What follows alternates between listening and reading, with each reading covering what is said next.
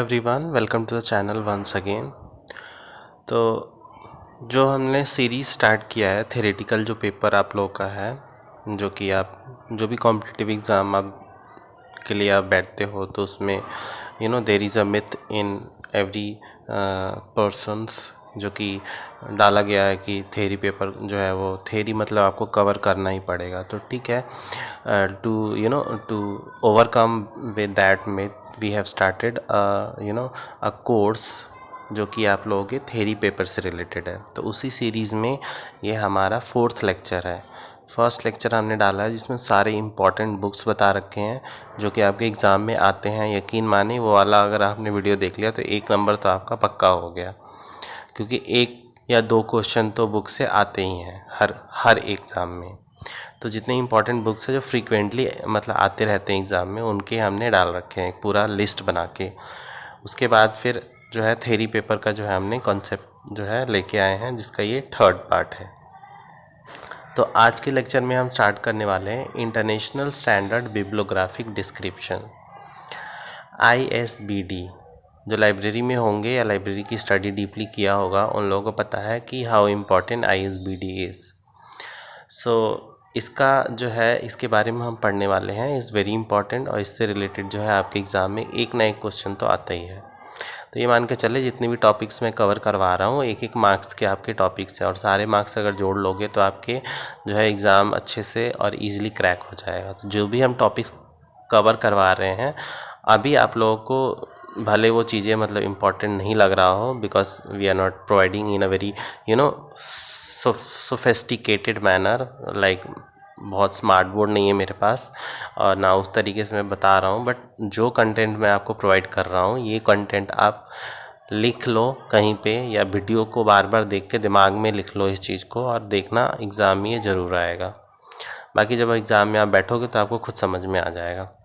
तो चलिए स्टार्ट करते हैं। In the 1950 attempts were made to reach international consensus on the rule of cataloguing. देखो कैटलॉगिंग क्या है, it's a kind of rule.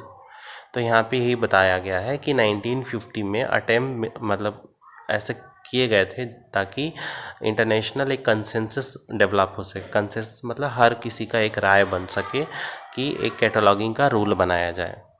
Many organization and institution worked in this direction. बहुत सारे ऐसे इंस्टीट्यूशन है, ऑर्गेनाइजेशन है जिसने इस डायरेक्शन में काम किया, and are still working for the same, और अभी भी वो काम कर रहे हैं।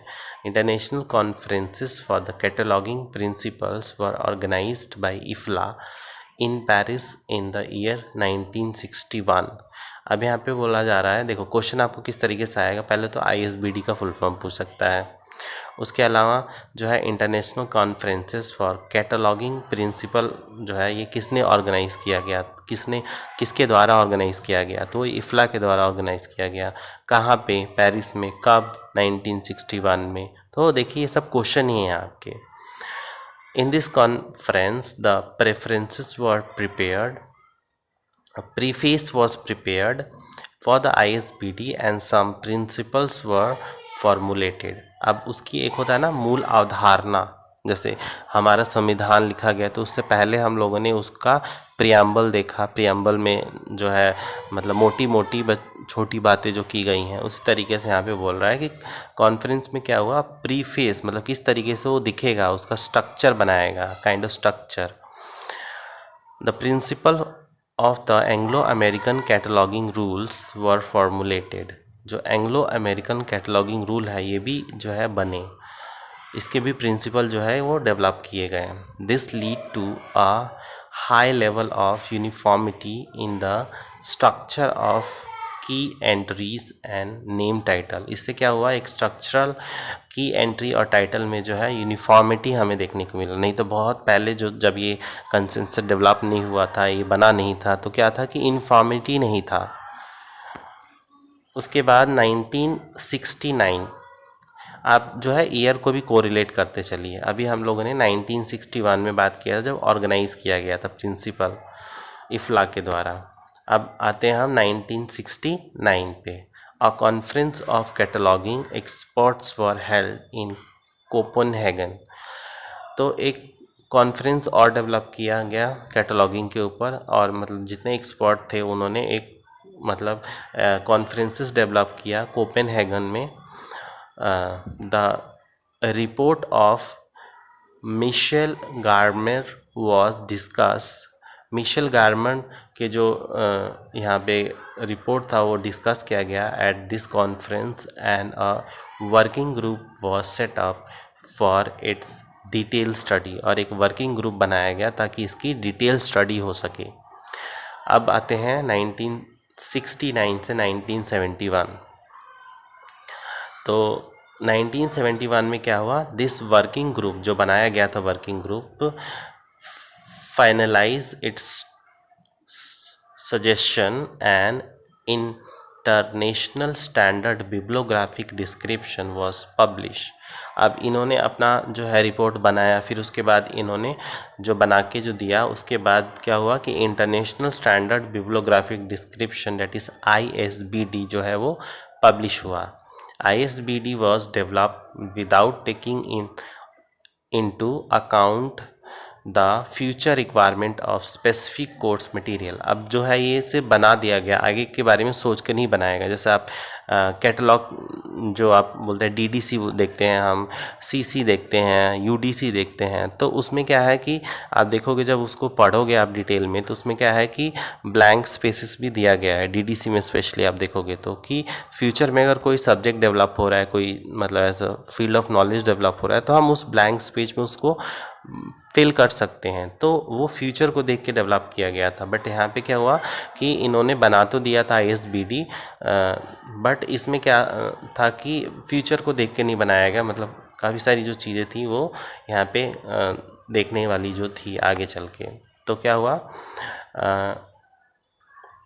ISBD was developed without taking into the account of future requirement of specific course material. Due to this, इसकी वजह से क्या हुआ, after some time the need for other specialise ISBD was felt. Definitely अगर हम भविष्य को देख के कोई काम नहीं करेंगे तो वो हमें क्या होगा, वो हमें आगे चल के हमें दिक्कतों का सामना करना पड़ेगा और हमें उसमें कुछ ना कुछ बदलाव लाने ही पड़ेंगे, जैसे अभी संविधान में हो रहा है हमारे, उसी तरीके से। तो यहाँ पे भी कुछ ना कुछ चीज़ें जो है यहाँ पे फेल्ड होने लगी कि हाँ कुछ चेंजेस करने चाहिए। फिर उसके 1 साल बाद ही, 2 साल बाद ही 1973 में ISBD monograph was considered and it was published in the year 1974। 1974 में ISBD मोनोग्राफ जो है वो पब्लिश होता गया। ईयर आप जो है इसको मतलब को रिलेट करते हुए चलिए पूरे, it's a kind of story.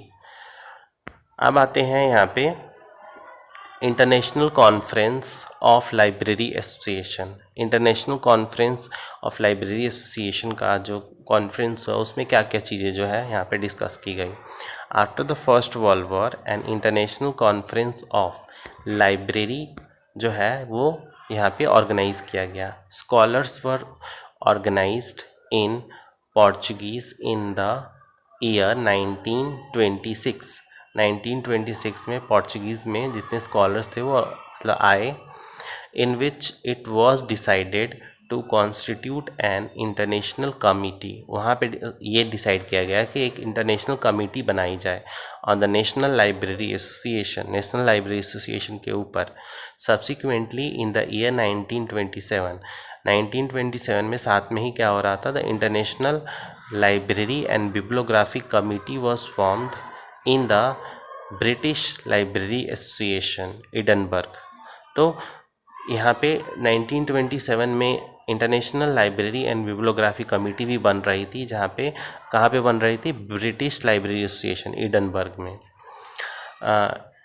In this second annual conference, अब सेकेंड एनुअल कॉन्फ्रेंस होता है हेल्ड इन ईयर 1930, 1930 में हुआ। It was named as federation of library association. इसको क्या बोला गया, Federation of Library Association. The word institution was also added to this. It was also added to this name in the 1976, जिसमें word institution add किया गया। Now its name is International Federation of Library Association. And institution. अब इसका नाम क्या हो गया है, international federation of library association and institution.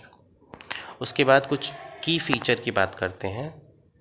की फीचर में जैसे कि the following are the key feature of ISBD, जैसे punctuation is studied as a boundary through various bibliography component, records are prepared for many source for mutual exchange के लिए record prepare किया गया, to assist in the interpretation of bibliographic record across the language barrier. Bibliographic record बनाया गया language barrier को दूर करने के लिए।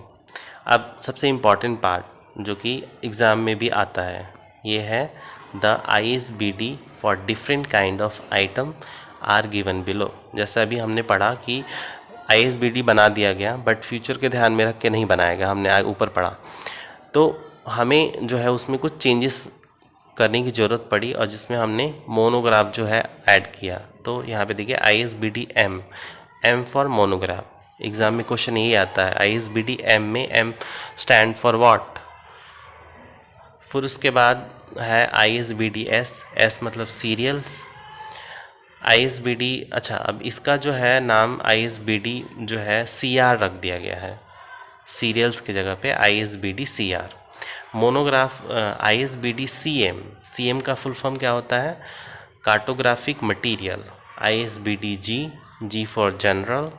ISBD BMB that is non book material, it's MBO, okay. NBM होना चाहिए, बट MBM है, ठीक है, तो इसमें आपको कन्फ्यूज़न नहीं होना चाहिए, MBM है, non book material, okay. ISBD A क्या होता है, एंटीक्वेरियन फॉर ओल्डर मोनोग्राफिक पब्लिकेशन, जो पुराने ज़माने के मोनोग्राफिक पब्लिकेशंस होते हैं उनके लिए। ISBD PM printed music. ISBD CF computer file, now it's ISBD CER। फिर है ISBD ER electronic resource, else while ISBD CFB यहाँ पे बोला जाता है। ISBD CR इसमें है serial and other cataloguing records. तो ये पूरा जो है आज के लेक्चर में जो हमने आपको यहाँ पे बताया, और ये सारे आप जो है जो अभी मैंने बताए हैं ISBD के वेरियस जो यहाँ पे जो कंपोनेंट है, इसको आप ध्यान में रखिएगा क्योंकि इससे क्वेश्चन आते हैं आपके एग्ज़ाम में। तो मिलते हैं आप सभी से नेक्स्ट लेक्चर में किसी अलग टॉपिक के साथ में, तब तक के लिए धन्यवाद।